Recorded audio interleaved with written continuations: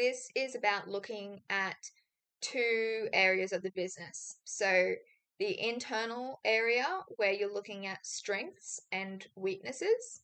So what does the business do well and what advantages does it have over competitors? And then on the other hand, what does it lack or do poorly? And what disadvantages does the business have compared to competitors? And then you're looking at the external opportunities and threats. So, is there increasing demand for products or services offered by the business or not offered by the business? So, the business could expand into that area to make use of that increased demand. Do expansion opportunities exist? And can the business invest in new technologies? That's something that we see all the time, things like artificial intelligence and all of those technologies that are emerging along with that. They are opportunities that businesses can take advantage of to improve efficiency, improve their offerings for customers and the experience that customers have. And threats, you're always thinking about competitors here. What competitors does the business have? What are they doing? Where are we positioned as opposed to them? But then in addition to competitors, also just those macro environmental factors. So what changes in the business environment could negatively impact the business? And again, looking at that steeple analysis acronym, those factors are what you would be considering there. So maybe a new law has been brought in and that could negatively impact the business. Maybe a new technology has been released and that could negatively impact the business if it doesn't take advantage of it, or perhaps a technology can take away jobs and that may impact a business, for example. Also, if you think of the environment as well, which is a big one, there are lots of environmental things that could and do impact businesses. So, needing to respond to people increasingly being aware of the environment and our impact on it. If a business like a mining company, for example, has a negative impact on the environment, then they may need to think about how that's going to affect them moving forward. Now let's have a look at the steeple analysis. This is building on that SWOT analysis because usually it allows us to go into more depth and pick apart things into these different categories. So this is about external environmental forces that influence a business, and we're able to analyze that using this template. So here we've got examples for each of the different categories to get you thinking. So in the socio-cultural strategy section, this is all about people and their values and the way that things are working in society in that socio-cultural space. So Walida is a business that creates different products like creams and things like that. So it created a niche market. So a niche market is that small segment of a market that not many others or no others have taken advantage of, and it's attracting consumers who prefer those natural products that are environmentally friendly. And here we can easily see as well that crossover between these. So yes, that is about that people and their values value those natural products and things like that. But we've got a crossover there very clearly with the environmental section as well, because of that appealing to those environmentally friendly values that people have. Technological, so Pokemon Go uses augmented reality. That is a technology that the business is taking advantage of. Um, Economic, so Dr. Bronner's another sort of environmentally sustainable kind of business that creates things like soaps and creams and things like that. So it has a strategy where it limits its executives' salaries to 5 times that of the lowest paid employees. So sometimes we hear about businesses who pay their top executives millions and millions of dollars, and then you hear about them paying people who are low down in the business hierarchy, um, not even adequate wages according to those award rates. So this is that strategy that the business is using that's economic to make sure that it's a fair system for the way people are paid. And again, that has a bit of crossover with other sections as well. We can think that that goes into that socio-cultural aspect because it's looking at values and people and things like that. It's also legal and ethical too, because it's important to meet those award wages for employees. And ethically, people want to see businesses, like we spoke about earlier, um, treating people correctly with wages and with working conditions and all of those factors. Environmental, the Very Good Bra, which is a sustainable kind of organization that makes bras that are completely sort of without wasteful materials. Um, it has that offering of compostable bras, so you're not going to throw it out and it goes into landfill and contributes to environmental problems. So that's where that fits into that environmental space. Political. So Coca-Cola decreased its bottle size and increased prices because of the UK government's sugar tax a few years ago now. So that is an example of how those external environmental forces, in this case, the political decisions of the government, are impacting the business and the way that they operate. So Coca-Cola changed the way it's operated because of that political environment. In the legal section, laws prohibiting advertising and age limits for purchasing cigarettes.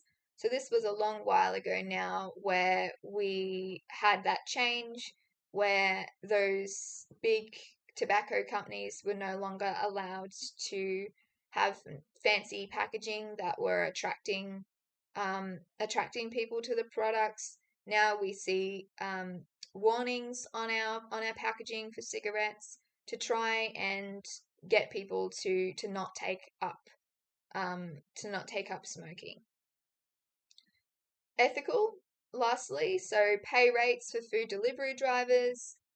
That is something that we hear about quite often, where people in those sorts of roles don't have those fair wages and don't have rights. So um, we hear about people who have accidents because they're on a bike or a scooter, delivering goods to people, delivering food and that kind of thing. But then they don't have the right kind of payment and the right rights within the business to make that an ethical kind of business. So in your steeple analysis, you would always be looking at one business and thinking about the strategies that it has and the external environmental forces that influence it.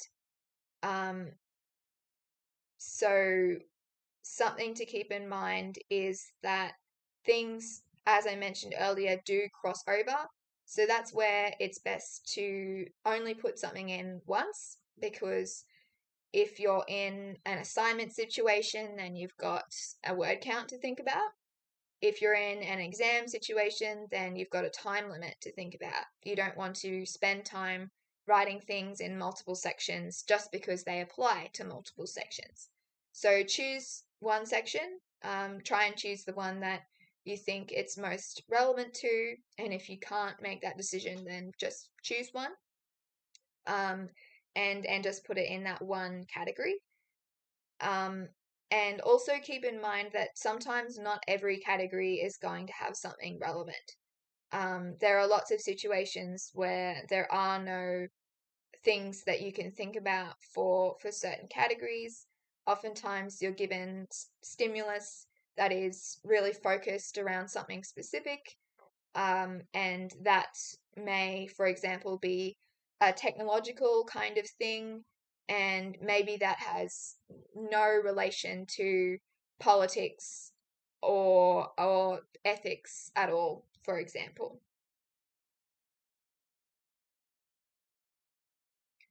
So, your Porter's five forces analysis. This is something that may be new to you, depending on where you're up to in your studies.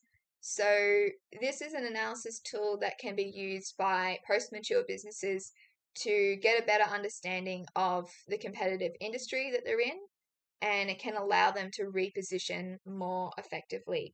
So, this is part of the sort of research and the strategic planning that they're doing in order to make sure their repositioning is a success. So it involves 2 bargaining powers and 3 threats. So your bargaining powers are your supplier power and your buyer power, and your threats are competitive rivalry, threat of substitution, and threat of entry. So, of course, most of these are straightforward based on the names. Suppliers, it's about how powerful the suppliers are in that relationship. The buyers, that's referring to consumers. Competitive rivalry is that business to business rivalry. Threat of substitution is the threat of customers going between businesses, and the threat of entry is a new business coming into the mix to create a more saturated competitive situation in the business environment. So supplier power, we can think about something like, for example, all of the supermarkets that rely on the suppliers to make sure that they've got all of the products that people want. So the capacity of those suppliers to influence a business's pricing by raising the costs of the goods that they provide. So factoring into that is how many suppliers there are. So if a supermarket, for example, is going to have probably quite a number of suppliers, if your business as the supplier increases its prices a lot, then that supermarket may have that ability to go to a different supplier, and that would mean that they have the power, and the supplier has low supplier power. On the other hand, if a business is really niche, it offers something that other businesses want, but no one else provides, then it's going to have far more supplier power because the other businesses don't have any other options. They can't choose to go elsewhere. And so they're at the mercy of that business and the way that it chooses to price its goods. Buyer power is the level of influence of the consumers. So that can also be about prices, and it has that interrelationship with the threat of substitution, where you've got the idea of customers being able to substitute one business for another. So going between different supermarkets, for example. Competitive rivalry, of course, is about that business to business rivalry, um, the tactics that each business uses to try and get that competitive advantage in the market, and the threat of entry. So again, if we think of this supermarket angle, we've got the idea that new supermarkets could be coming in from overseas. And so years ago, back when Aldi came into the mix, that was relating to that threat of entry. So here are some questions that you can be asking for each of these different categories. So for supplier power, how dependent is the business on suppliers?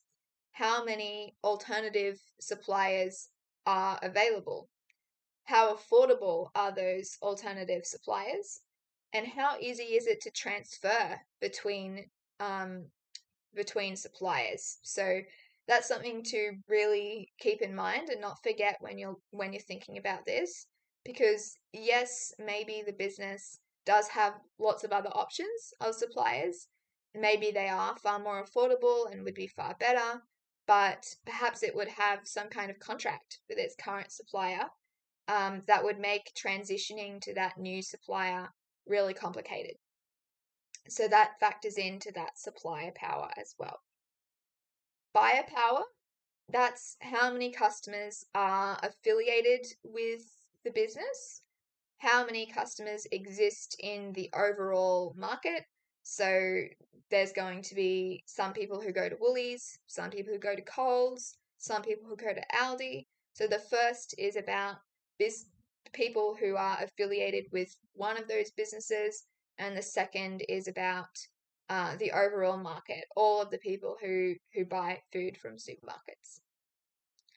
How sensitive are customers to pricing changes? That's a big one that we're seeing with the cost of living. And so buyer power would mean if customers have the ability to influence the way that businesses are pricing their goods.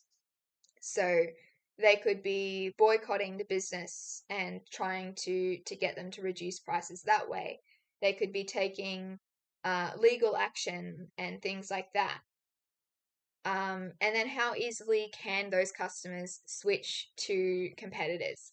Again, this factors into the threat of substitution as well. That's the basis of that one. So competitive rivalry, how many competitors exist? You can have a duopoly, for example, where you've only got two big businesses that dominate in the market. For example, Qantas and Virgin. How dominant is the business in the market? And what tactics are those rivals employing to get that competitive advantage? Threat of substitution, how many substitutes exist? How can the business retain its customers? And how does the business compare to those potential substitutes? And it can be in terms of affordability, but it can be in terms of other things as well. Customer satisfaction, its reputation for customer service and being ethical, and all of those other things that go into our decision making when it comes to choosing one business over another, or choosing to leave one business for another. And then threat of entry. What are the capital and legal requirements of entering the industry? So sometimes, particularly in Australia, we've got lots of rules around businesses coming in from overseas, for example.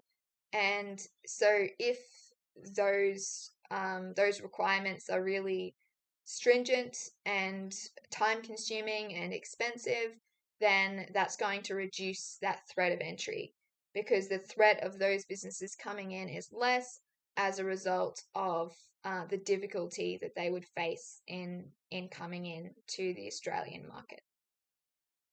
What is the level of saturation in the market?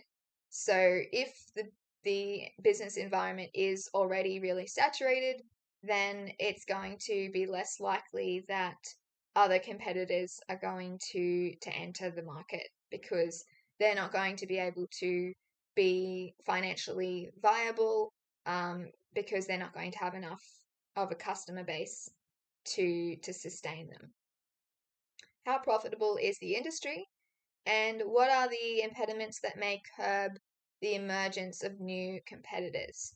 So again, that idea of all of the requirements that they may face to come into the industry, the different cost factors, and yes, particularly in Australia, we do have lots of rules around licensing and things like that.